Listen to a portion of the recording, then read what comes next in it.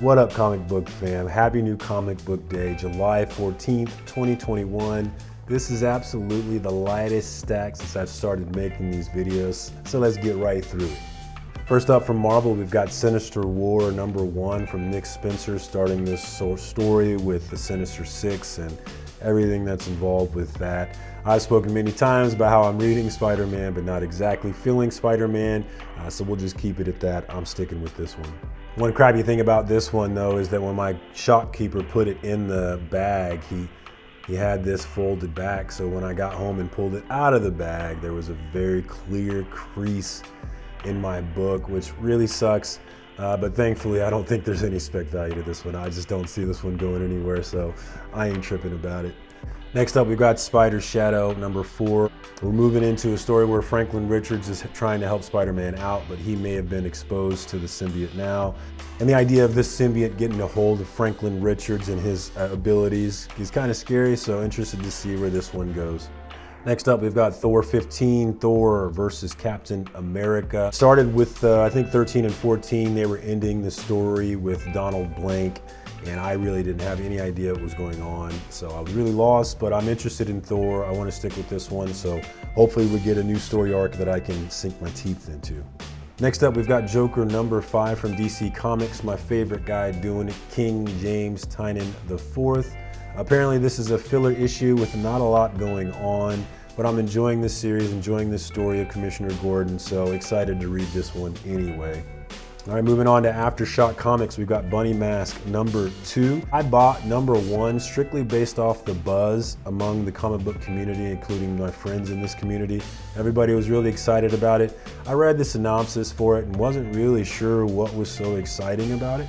But I went ahead and got it, #1, and read it, and I was actually very interested in it, surprisingly. It didn't seem like my kind of story, but what really sucked me in, I think, was at the end when the little girl shows up in that art gallery with all the bunny masks, and she was really excited to see the guy.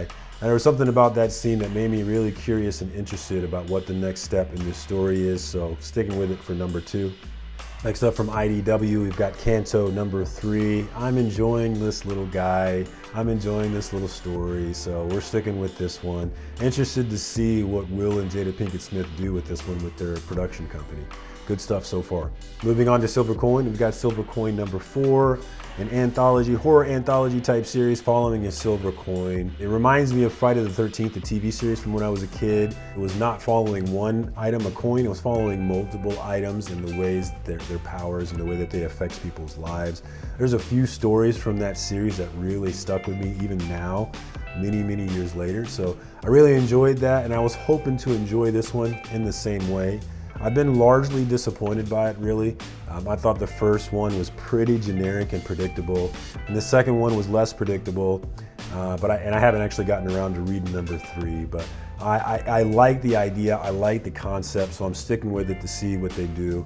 Still from Image Comics, we got Ha Ha #6. Apparently this is related to Ice Cream Man, so if you're a fan of Ice Cream Man and you have not been reading Ha Ha, then this might be one that you want to jump in on. I really enjoyed Ha Ha #5 with the story about the old lady clown and the young guy breaking into her house.